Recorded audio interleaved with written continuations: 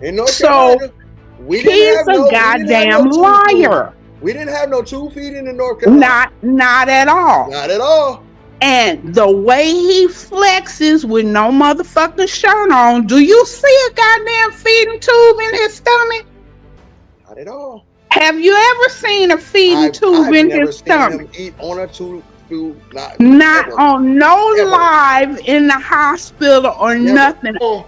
And the way he flexes with no motherfucking shirt on, do you see a goddamn feeding tube in his stomach? Not at all. Have you ever seen a feeding tube in his stomach? I've never seen him eat on a tube. Not on no live in the hospital or nothing. A few moments later.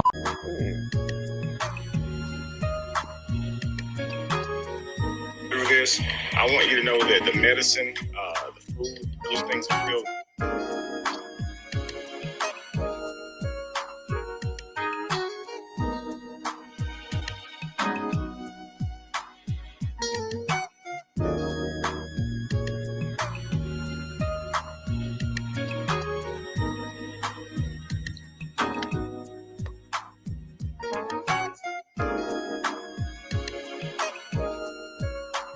So this is why I call them, unfortunately, dummies, because they ready to argue and point fingers and accuse, but they wouldn't know the truth if it hit them dead smack in the face. So earlier, they never saw me show a tube. They never saw me flex and show a tube. They never saw the tube food, right? But notice on the tube food, it says Kate Farms. If they wanted to know the price, they could look it up. They can look up how to use the tube food when not in a tube. They can look up what is a complete gastrectomy and learn what that is. See, the funny thing is this.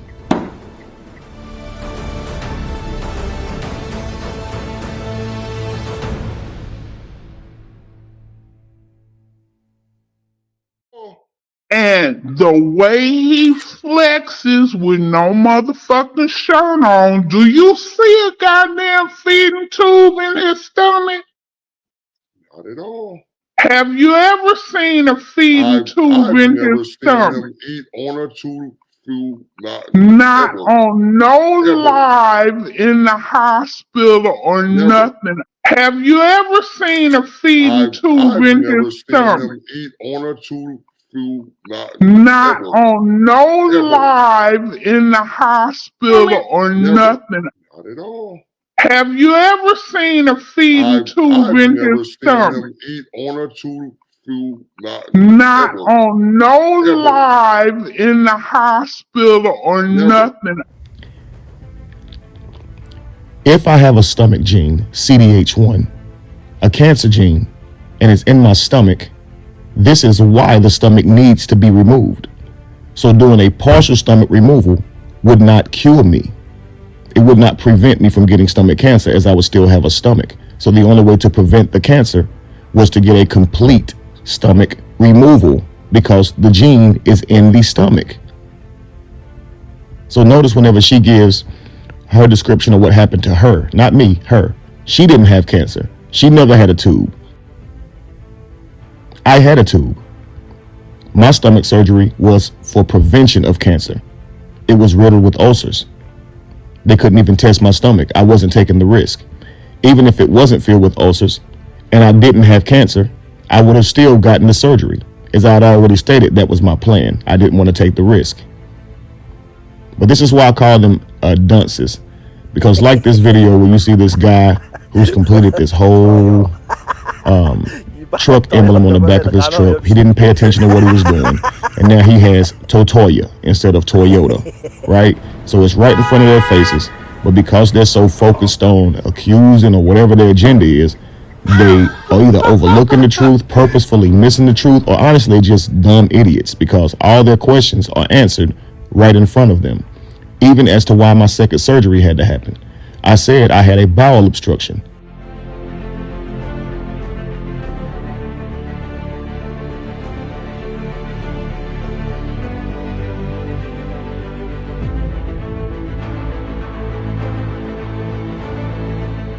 All right, guys. So what I was saying is last night, I had to get off the podcast early because my stomach was killing me. And so I tried to deal with the pain as much as I could. And that's what I'm saying. I couldn't. I went to the doctor. That's the point I'm making. Why are you talking about a stomach? You just had it removed, and I'm sure. Wait, he got off the live last night. He couldn't deal with the pain, so he waited until the next day to go to the doctor. I would have been there called 911 so fast. Yeah, his stomach was hurt. The one he don't have. Right, the same one that was about to bust at the shroom ceremony. Party. Yep. They said that was ulcers. They saying you had ulcers, nigga. How do you have an ulcer in a non-existent stomach?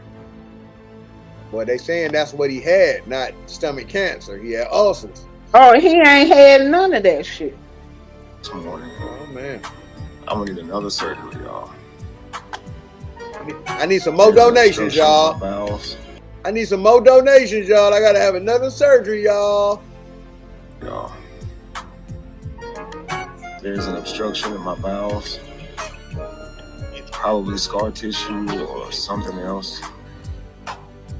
There's an obstruction in my bowels. It's probably scar tissue or something else. What happened? I don't know. Either which way, y'all, I would say on longer, but I cannot. My stomach is killing me. Peace. All right. Why are they saying I had to get another stomach removal? I mean, I literally said what happened to me in the hospital. Now they want to complain about why didn't I call 911? When I always said after my stomach was hurting on that live, I tried to lay down. The pain was unbearable. So I got up and walked around some in the house to try to get away from the pain, to try to escape the pain, and end up collapsing. I ended up going to the hospital around 4 a.m, to the emergency room, of course. And here I am now, just now getting my bed and everything. And I've just learned that I have to get another surgery. So this is me letting the public know that I have to get another surgery. But here, let's continue. So why do you think he was asking for tube feeding? Because I'm just asking. I get understanding. Like, I mean, he said he needed tube food. Let me tell you something. Let me tell you something. Okay. When he asked for the tube food, and I donated the self-care basket. Okay. I did something probably unorthodox. Maybe I shouldn't have done it, but I did it anyway. Mm-hmm. And I went on Google Maps to see where this nigga lived. Right? Yeah, okay. What I saw was the most rinky-dink, raggediest shit I ever seen. Wait. Are we talking about in North Carolina? Yes. Okay. Wherever he lived, North Carolina, South Carolina, wherever in the fuck. Okay, that's what so he got on here trying to disrespect people. I looked where he lived.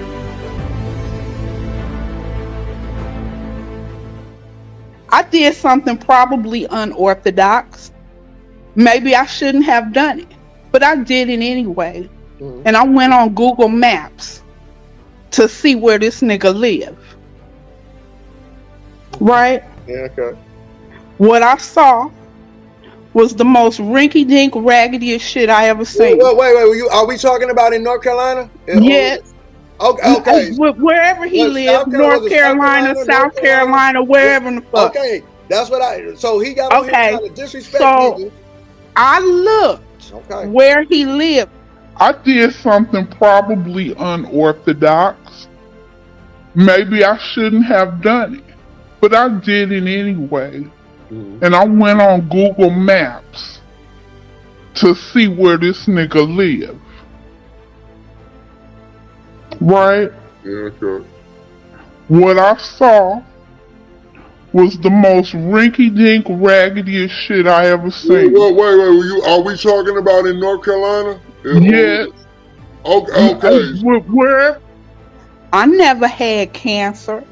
I never once got on this internet and asked anybody for no goddamn tube food. God damn. When I came home from the hospital, I had a 30 milliliter, which is a medicine cup, and that is what I was allowed to drink. Protein shakes, not tube food. Protein shakes and water. That is what you drink. 30 milliliters at a time.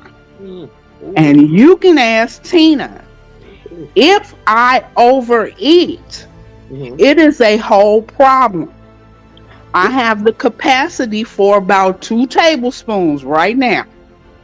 This sounds just sounds like what he was going through when Exactly. I was there. Me. That nigga ain't need no tube food when we was in North Carolina. He ate fucking vegan food. I know, because I cooked it. You cooked it.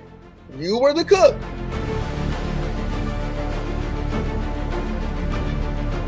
My name is Priscilla Bertine. I'm a mom of 3 boys and a wife.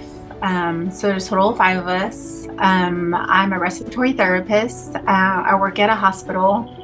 When I was 14 years old, I lost my mom due to stomach cancer. So my dad was the one to raise me. So I really didn't know that side of the family.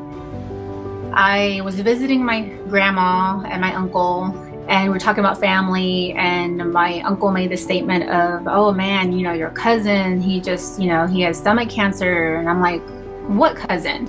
So that is when I started asking questions. I was like, what's his name? Really? The same as my mom? So it already triggered because of stomach cancer. A second cousin reached out to me and said, Miha, you have to know about this. This is, your mom passed away, and, the hospital is doing a study on our family, your family. You might want to go and get yourself checked. And I said, oh my gosh, thank you. And I always tell her, thank you. You saved my life. Like, you really did.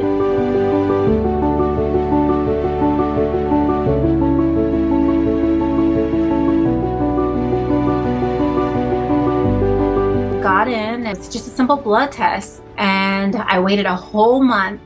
Got my results in. My cousin went with me, and she was my support. And they told me, Priscilla, you have the gene. So that day, my world turned upside down. The genetic marker, which is the mutation, is called CDH1. From there on out, I started getting the calls from oncology, GI specialists, I felt like all these doctors, all these people were coming at me. It was just very overwhelming. It was so neat when I met with a genetic counselor. She was able to pull up like a family tree. Oh my gosh, this is crazy. There were so many people that were behind me, like so many cousins that we lost. It even went back to maybe my grandpa's dad. I think they might have even had it. The doctor said, okay, Priscilla, this is an 80% chance of you getting stomach cancer and a 60% chance for breast cancer. And, we really recommend you get a prophylactic gastrectomy. It's like, okay, it's a no-brainer. I'm gonna do this. So I went ahead and got my stomach removed March 1st of 2019. That whole year out was the worst, awful experience ever in my life. I came out with a feeding tube. I was on the feeding tube for 4 to 5 months. Constant, and I mean constant nausea. I was having vomiting episodes, wasn't really eating. It was such a hard, difficult journey. I was on 3 different nausea medications. I mean, it was, when I say bad, it was severely bad. There was a time where I did break down, and I was like, I don't think I can live like this. And I mean, I was at my worst mentally, trying to learn your new plumbing, and your body's trying to recognize there's no stomach. It was one of the hardest things I've ever gone through. I hope and pray that my kids don't get it. But if they do, I will be their support and I will be able to guide them with it. My oldest son is 18 years old. So they recommend him get tested at the age of 20. You know, the doctor said they may not get it, you know, but 1 out of the 3 is what they said. 1 out of the 3 could get it. Like I said, I'm getting ready to go through my second surgery, and it's the breast. And I think to myself, I'm taking it in my hands and being proactive, and I'm going to remove my breast, knowing that I'm able to prevent myself from getting breast cancer so that I can be here longer for my kids and my family. My advice is to not lose hope, to be patient with yourself, take things one day at a time. I myself and other people who are living without a stomach, we're thriving. We're out here doing normal things, and you are capable of living a normal life. When I say I'm thriving, I'm able to do the little things, but the little things to me are the big things, which I am able to take my kids to their doctor's appointments. I'm able to spend time with them. I'm able to just, drive them to school. But it's the simple things that sometimes we can take for granted.